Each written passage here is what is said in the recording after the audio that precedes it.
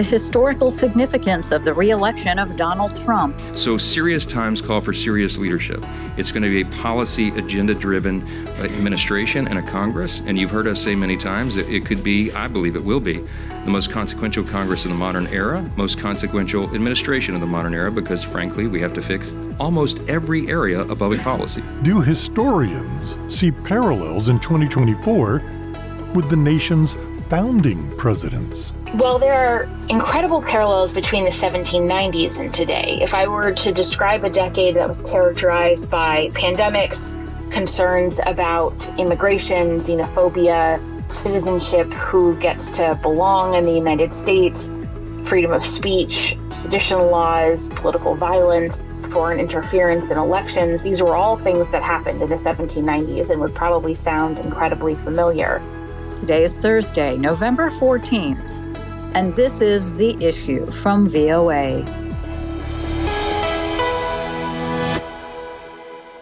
I'm Scott Walterman. Hi, everyone. I'm Lori London. We're going to deliver from the American people. We're going to bring down the cost of living. We are going to turn American energy dominance back on. We are going to secure the border. We're going to take care of our stature on the world stage to restore peace through strength again.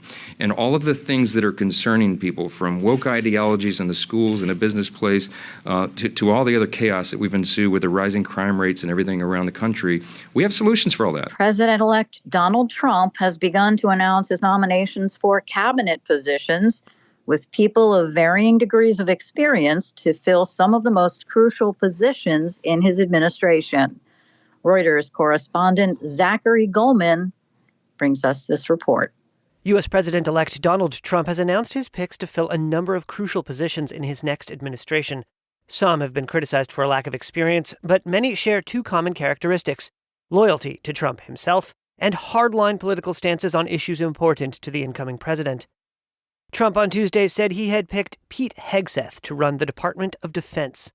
Hegseth is a Fox News commentator and veteran of the Army National Guard, who said he quit the military in 2021, claiming it had sidelined him over his political and religious views. I commit to provide the President and the Secretary of Defense my military advice. He has clashed with Air Force General C.Q. Brown, the chairman of the Joint Chiefs of Staff, accusing the military leader of, quote, wokeness, and suggesting he got the position because of the color of his skin. The top Democratic lawmaker on the House Armed Services Committee criticized the decision to name Hegseth to lead the Pentagon. Representative Adam Smith wrote on X, quote, "The job of Secretary of Defense should not be an entry-level position. Because together with Donald Trump, we are going to make America not just great, but greater than it has ever been before." Trump tapped Republican Senator Marco Rubio for the role of Secretary of State. Rubio is a veteran of the Senate's Foreign Relations and Intelligence Committees. The senator has in the past advocated for a more muscular stance with respect to U.S. geopolitical foes, including China, Iran, and Cuba. He has shifted some of his positions in recent years to fall more in line with Trump's, including pushing for a less interventionist foreign policy. The only person in the race that I trust to do what needs to be done on these issues is President Trump. South Dakota Governor Kristi Noem was named to lead the Department of Homeland Security, overseeing everything from border security to disaster response to the U.S. Secret Service. She has little experience on the national stage and has held no prior role with DHS. The governor rose to national prominence after refusing to impose a statewide mask mandate during the COVID-19 pandemic. Noem later garnered attention for an episode in her memoir describing how she shot and killed a pet dog she deemed insufficiently obedient. At Harvard, does calling for the genocide of Jews violate Harvard's rules of bullying and harassment, yes or no? Republican Representative Elise Stefanik is Trump's nominee to represent the U.S. at the United Nations. The New York lawmaker is a fierce defender of the president's agenda. She drew notice for castigating the heads of American universities for their responses to pro-Palestinian protests on campuses. Stefanik will arrive at the UN after bold promises by Trump to end the Russia-Ukraine war and Israel's war in Gaza. As you can see, I'm not just MAGA, I'm dark MAGA. We are hungry to be part of something bigger than ourselves. Trump announced he would task Tesla founder Elon Musk and former Republican presidential candidate Vivek Ramaswamy with his goals of dismantling government bureaucracy, cutting excess spending, and regulations. Toward that effort, he announced plans to create another government agency, the Department of Government Efficiency, to be led by the duo. That was Reuters correspondent Zachary Goldman. Trump on Wednesday named firebrand Republican U.S. Representative Matt Gaetz as his nominee for Attorney General, which some believe to be the most important position in the government next to the presidency itself. Reuters correspondent Alex Cohen brings us this report. In a statement, Trump said, Matt will end weaponized government, protect our borders, dismantle criminal organizations, and restore Americans' badly shattered faith and confidence in the Justice Department. Gaetz has a history of loudly criticizing the Justice Department and repeating conspiracy theories about it. During a congressional hearing in June, he accused current U.S. Attorney General Merrick Garland of working behind the scenes in Trump's New York hush money case without presenting any evidence. But you are aware that Judge Merchan's daughter was profiting off of this prosecution. You are aware that that creates the appearance of impropriety. You know the very reason there's a federal rule against judges giving donations is because it is the very attack on the judicial process that we're concerned about. I'm sorry, I don't agree with anything you just said. His appointment is subject to confirmation by the Republican majority Senate. Trump's inner circle has described the Attorney General as the most important member of the administration after Trump himself, key to his plans to carry out mass deportations, pardon January 6 rioters, and seek retribution against those who prosecuted him over the past 4 years. Gaetz, like Trump, has been the subject of government investigations. A U.S. House committee has spent 3 years looking into him over allegations of ethical lapses, including sexual misconduct and illicit drug use by the 4-term Northwest Florida congressman. The Department of Justice reportedly conducted an investigation as well, but decided not to charge him. That was Alex Cohen with Reuters reporting. You know, Lori, the word unprecedented has been used a lot in analyzing Trump's re-election victory and the administration that he's putting together. But the reality is, U.S. history is replete with examples of what these people are calling unusual. Right. It's just, anything new, anything different is considered unprecedented, and people don't really understand if it's different than what we've seen. What's the old saying? What's old is new. What's new is old. I don't know. We've seen it before is what I'm trying to say. Joining us now is author and presidential historian Lindsey Chervinsky, executive director of the George Washington Presidential Library, whose latest book is Making the Presidency, John Adams and the Precedents That Forged the Republic. All right. Well, thank you very much for taking the time to talk to us. We really do appreciate it. Yeah, of course. I want to talk about your book a bit, and I want to talk about the significance of the historical significance of what is happening with this election. Is it safe to say that he will become a historically consequential president as well in terms of historical perspective? And if so, can you elaborate on why? I think Donald Trump will certainly be remembered as a noteworthy figure. It's extremely difficult to tell someone's historical legacy while they're still in office, because so much of that is shaped based on what comes after, what policies continue, what is disregarded. So in a lot of ways, we don't know yet what the impact will be, but I certainly think his tendency based on the first term to disregard norms and customs, to do things differently than previous presidents, it will certainly be worth mentioning in the history books. Do you think that it's potentially a realignment? Well, we're certainly seeing some sort of realignment in terms of the voting population, how the parties speak to voters, what their policy issues are. The foreign policy of the Republican Party right now is more akin to the Democratic Party from the 1970s than it is to the Republican Party of the early 2000s. So certainly there are shifts taking place. What we don't really know yet is how much of those shifts are just a general displeasure with incumbents around the world and how much of it is Donald Trump specific. A lot of people are either really happy or really fraught. So can you give us some historic perspective in terms of this kind of presidency in the past? Well, there are a couple of moments where presidents or presidential candidates have been particularly divisive or have sparked particularly strong feelings. So, I think the Abraham Lincoln in the Civil War is an obvious choice. Andrew Jackson in the 1830s is another example where he had hardcore devotees who adored him and really worshipped his every move, and people who felt that he was a demagogue and he was dangerous for the future of the nation.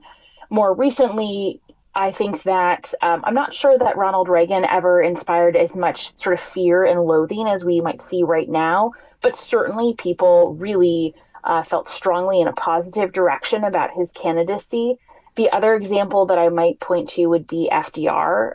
People on the left or Democrats tended to adore FDR, whereas a lot of more business-inclined Republicans felt that he would be quite dangerous to the democracy and to economy more broadly. Are there any other historical parallels that you can see? I know you wrote about John Adams. Well, there are incredible parallels between the 1790s and today. If I were to describe a decade that was characterized by pandemics, concerns about immigration, xenophobia, citizenship, who gets to belong in the United States, freedom of speech, sedition laws, political violence, foreign interference in elections, these were all things that happened in the 1790s and would probably sound incredibly familiar. The election of 1800 itself was a contested election.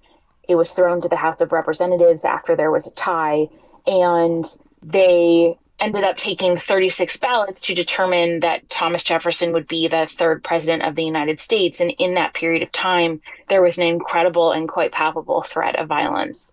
What is different about that moment is that moderates from both parties came together to form a compromise and demonstrated civic virtue, which was putting the Constitution above one's own political or personal interests, and move forward embracing a peaceful transfer of power, recognizing that that was the most central building block of what it means to be a republic.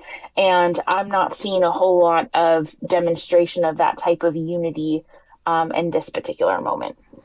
We're watching the new president put together his cabinet, and a lot of the reporting and analysis is that they're more loyal to Donald Trump than they are experienced in the positions they're being given. Is there any historic precedent for that kind of thing?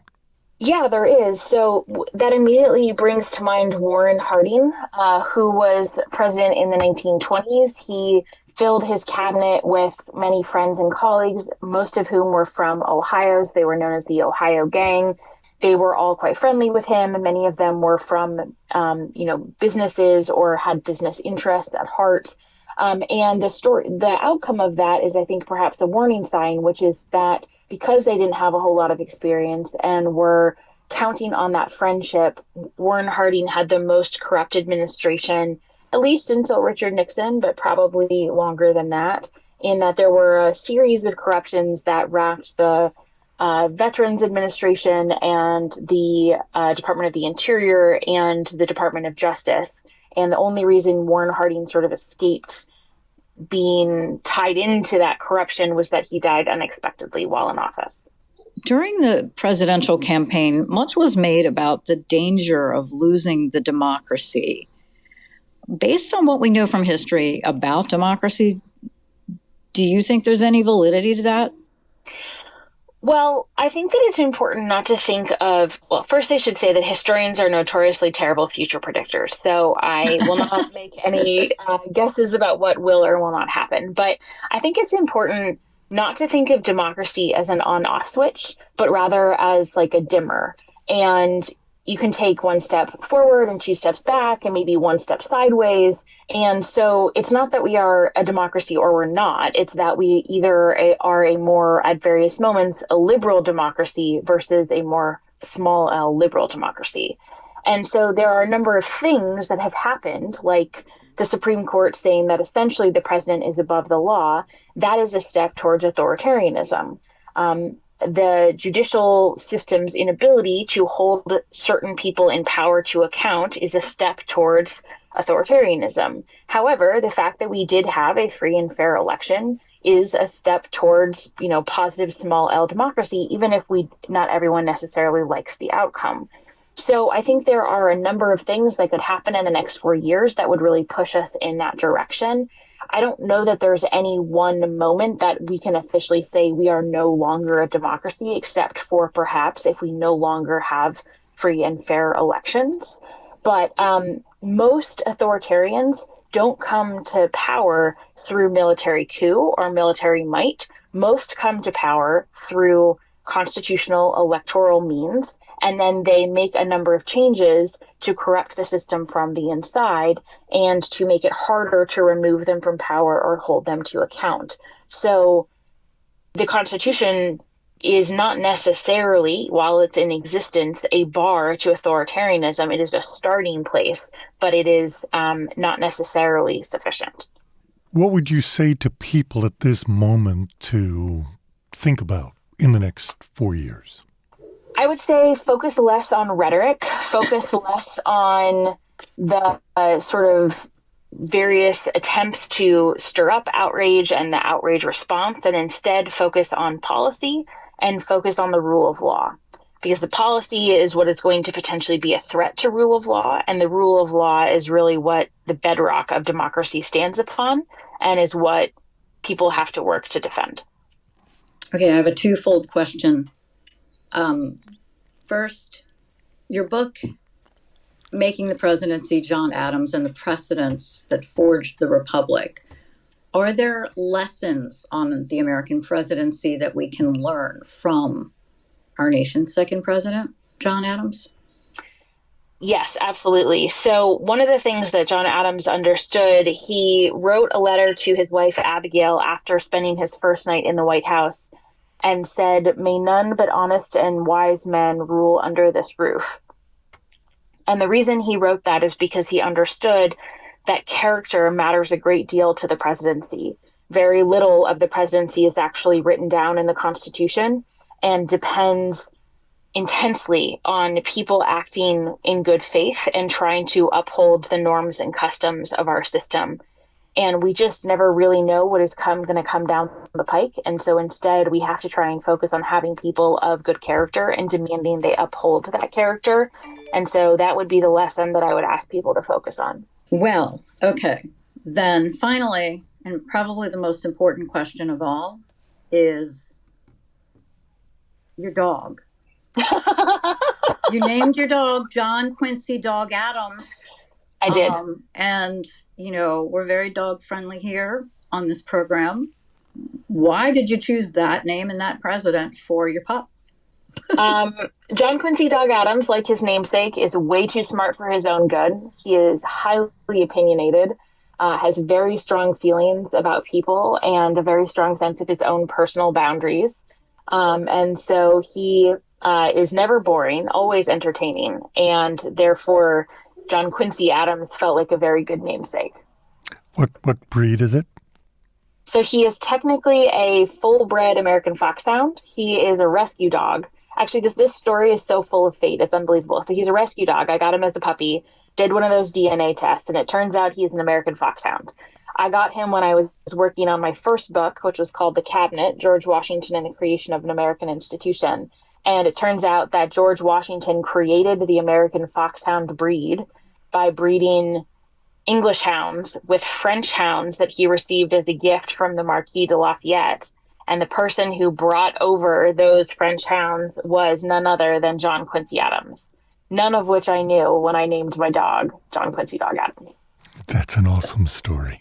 That's incredible. All right. Well, thank you so much for taking the time to speak with us. We really appreciate your thoughts and your insights. Absolutely. Author and presidential historian Lindsey Chervinsky, executive director of the George Washington Presidential Library, whose latest book is Making the Presidency, John Adams and the Precedents That Forged the Republic. It's so interesting. We don't often think about how the country's early presidents were or what they were like. And I just find it so fascinating when people like her just know all the ins and outs of all the different leaders and have such a broader perspective on the bigger picture of where this country has started and up until now.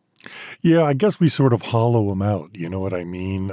They become sort of stick figures, not real people. And we overlook, as you heard her describe, the roller coaster that is the democracy of the United States. Right. There are photos on the walls within the halls of Congress and in the White House. They're just photos. We only have so much space in our brains to think about our everyday lives. This has been The Issue from the Voice of America. On behalf of all of us here at VOA, thanks so much for joining us. You can follow The Issue on X and Facebook at VOA The Issue. And if you need news anytime you want it, go to our website, voanews.com. In Washington, I'm Lori London. And I'm Scott Walterman. We will talk to you tomorrow.